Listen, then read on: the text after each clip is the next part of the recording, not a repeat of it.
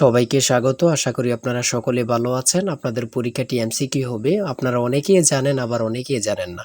আমি বলে রাখি আপনাদের পরীক্ষাটি এমসিকিউ হবে। আজকে একটি এমসিকিউ পরীক্ষার মডেল টেস্ট নিয়ে এসেছি। ইনশাআল্লাহ এই মডেল টেস্ট থেকে 25 থেকে 30 নাম্বার আপনি অনায়াসে কমন পাবেন। শুধু কষ্ট করে একটু সময় নিয়ে সম্পূর্ণ ভিডিওটা দেখেন, আপনি পরীক্ষায় পাস করতে পারবেন। আপনাদের পরীক্ষাটি এমসিকিউ হবে, যেমন এখানে রয়েছে সুশিক্ষিত লোকই মাত্র স্বশিক্ষিত উক্তিটি কার।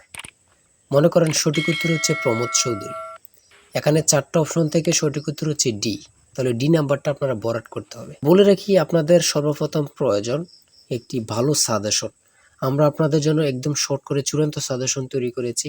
পরীক্ষার প্রশ্ন প্যাটার্ন যেমন থাকবে সেম প্যাটার্নে আমরা একটি চূড়ান্ত সাজেশন তৈরি করেছি। সাজেশনটি নিতে স্ক্রিনে দেওয়া হোয়াটসঅ্যাপ নাম্বার রয়েছে, ইমো নাম্বার রয়েছে। দুটোর মধ্যে যে কোনো একটি মেসেজ করে সাজেশনটি সংগ্রহ করুন। সাজেশনের মূল্য 100 টাকা। আমি বলি অবশ্যই প্রত্যেকে আমাদের সাজেশনটি সংগ্রহ করবেন, আপনি পরীক্ষায় পাস করবেন। যারা বিভিন্ন চাকরির কারণে, কাজের কারণে অথবা পড়ালেখা একটু বুঝেন, কম সময় পান না, তারা অবশ্যই আমাদের এই শর্ট সাজেশনটি সংগ্রহ করে শুধু A to Z পড়ে যাবেন। পরীক্ষা দিতে গেলে আপনি উত্তীর্ণ হয়ে যাবেন ইনশাল্লাহ। তাই বলে রাখি প্রত্যেকে 100 টাকার বিনিময় হলো। স্ক্রিনে দেওয়া হোয়াটসঅ্যাপ নম্বর রয়েছে, ইমো নম্বর রয়েছে। দুটোর মধ্যে যে কোনো একটি মেসেজ করে সাজেশনটি সংগ্রহ করুন। আমি মূল প্রশ্ন প্যাটার্নে চলে যাচ্ছি। এখানে সর্বপ্রথম রয়েছে সুশিক্ষিত লোকই মাত্র স্বশিক্ষিত উক্তিটি কার। সঠিক উত্তর হচ্ছে প্রমোদ চৌধুরী। আমরা জানি প্রত্যেকটি পরীক্ষায় বাংলা, ইংরেজি, গণিত, সাধারণ জ্ঞান থেকে কিন্তু পরীক্ষায় প্রশ্ন আসে। ঠিক আছে, এমনভাবে কিন্তু আমরা যে প্রশ্ন উত্তরগুলো নিয়েছি খুবই গুরুত্বপূর্ণ। হ্যাঁ, যেমন 3 নম্বরে রয়েছে উপযুক্ত শব্দটির অর্থ কী। সঠিক উত্তর হচ্ছে উপরের উল্লেখিত। এখানে বিপরীত শব্দ, সমার্থক শব্দ, ট্রান্সলেট থেকে অবশ্যই প্রশ্ন থাকবে। ঠিক আছে, কোন ভাষার শব্দ, ভাষা থেকে একটি প্রশ্ন থাকবে। হ্যাঁ,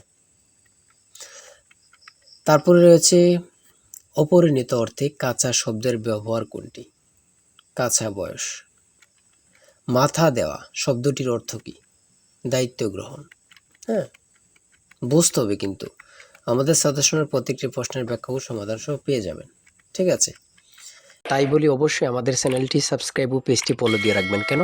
পরীক্ষার নোটিশ, পরীক্ষার রেজাল্ট, পরীক্ষার প্রশ্ন সমাধান, যাবতীয় সকল তথ্য সবার আগে আমরা ভিডিও আপলোড দিয়ে রাখি। আপনি যদি চ্যানেলটি সাবস্ক্রাইব, পেজটি ফলো দিয়ে রাখেন, সবার আগে চলে যাবে আপনার কাছে নোটিফিকেশন।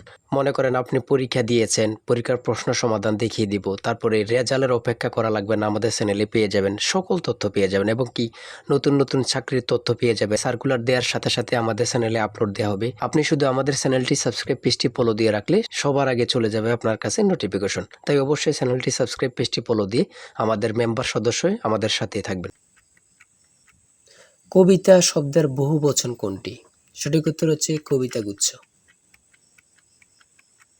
সন্ধি বিচ্ছেদ থেকে অবশ্যই একটি প্রশ্ন থাকবেই। ঠিক আছে, অবশ্যই একটি প্রশ্ন থাকবে। শুদ্ধ বানান থেকে অবশ্যই থাকবে।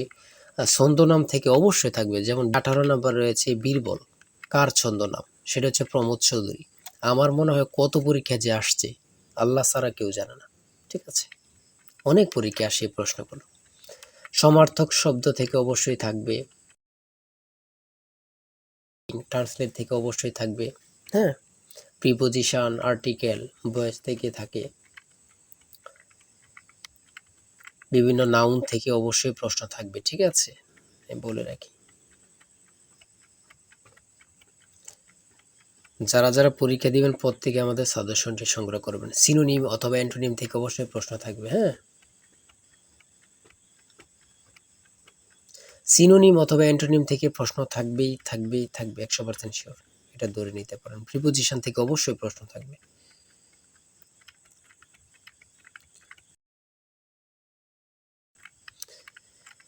বাংলাদেশের সুপ্রিম কোর্ট মোট কয়টি বিভাগে অথবা বিভাগ নিয়ে গঠিত। সঠিক উত্তর হচ্ছে 2টি।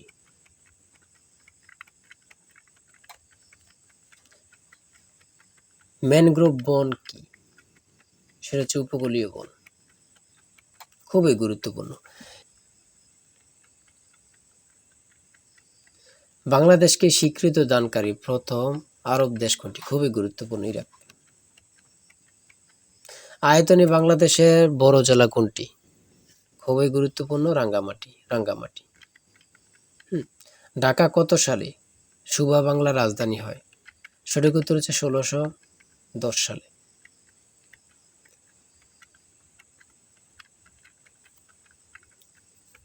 স্বাধীন বাংলাদেশে এ পর্যন্ত কতটি আদমশুমারি অনুষ্ঠিত হয়েছে? বিভিন্ন সদর দপ্তর থেকে একটি প্রশ্ন অবশ্যই থাকবে। বাংলাদেশের সর্বোচ্চ জাতীয় বেসামরিক পদক কোনটি? স্বাধীনতা পদক। ও এখানে আবার থাকতে পারে বাংলাদেশের সর্বোচ্চ জাতীয় পদক কোনটি? স্বাধীনতা পদকই হবে। ঠিক আছে? একটা প্রশ্ন দেখা যাচ্ছে একই প্রশ্ন, কিন্তু এটারে একটু ঘুরিয়ে ফিরিয়ে দেওয়ার কারণে আমরা অনেকেই বুঝতে পারি না। হ্যাঁ, ঘুরিয়ে ফিরিয়ে দিলেই কিন্তু আমরা অনেকেই বুঝতে পারি না। এটি কিন্তু আমাদের একটা বড় সমস্যা। একটি সংখ্যা ২২০ থেকে যত বড়, ৪৯০ থেকে তত ছোট। সংখ্যাটি কত? এই দুইটা সংখ্যা যোগ দিয়ে ২ দিয়ে ভাগ দিলে কিন্তু বাইর হয়ে যায়। দুইটা সংখ্যা যোগ দিয়ে ২ দিয়ে ভাগ দিবেন, বের হয়ে যাবে। হ্যাঁ, একদম ইজি, যদি বোঝেন ইজি, আর না বুঝলে তো কঠিন হবেই, ঠিক না? যারা প্রথম পরীক্ষা দিবেন তাদের জন্য একটু কঠিন। আর যারা অনেক দিন পরীক্ষা দিচ্ছেন, ফেল করতেছেন, অথবা এমসিকিউ পরীক্ষা উত্তীর্ণ হচ্ছেন, লিখিত পরীক্ষায় ফেল করতেছেন, এমসিকিউ লিখিত উত্তীর্ণ ভাইভাতে যেয়ে ফেল করতেছেন, তারা পরীক্ষা সম্পর্কে অনেক কিছুই জানেন। তাই বলে রাখি আজকের ভিডিও এই পর্যন্তই। ঠিক আছে? আজকে ৮০টি এমসিকিউ নিয়ে আলোচনা করেছি। আমাদের আমাদের চ্যানেলে কিন্তু আমাদের পেজে অনেক ভিডিও দেয়া আছে। আপনারা ওখান থেকে দেখে আসতে পারেন। আর এখান থেকে ওখান থেকে না দেখে আমাদের চ্যানেলটি সাবস্ক্রাইব ও পেজটি ফলো দিয়ে রাখেন। ভিডিও আপলোড দেওয়ার সাথে সাথে চলে যাবে আপনার কাছে নোটিফিকেশন। আপনি অনেক তথ্য পেয়ে যাবেন। আর আমাদের সাজেশনটি সংগ্রহ করে রাখেন। ইনশাআল্লাহ আপনি পরীক্ষা উত্তীর্ণ হয়ে যাবেন। আমাদের সাজেশনটি নিতে এই স্ক্রিনে দেওয়া হোয়াটসঅ্যাপ নম্বর রয়েছে। এটা হোয়াটসঅ্যাপ অথবা ইমো নাম্বার, যেকোনো একটি মেসেজ করেন, আমাদের সাজেশনটি সংগ্রহ করতে পারবেন। ইনশাআল্লাহ সাজেশনটি পরীক্ষা দিতে গেলে আপনি উত্তীর্ণ হয়ে যাবেন। সবাই ভালো থাকবেন, সুস্থ থাকবেন। আর আপনার যে কোনো সমস্যা কমেন্টে লিখুন। আল্লাহ হাফেজ।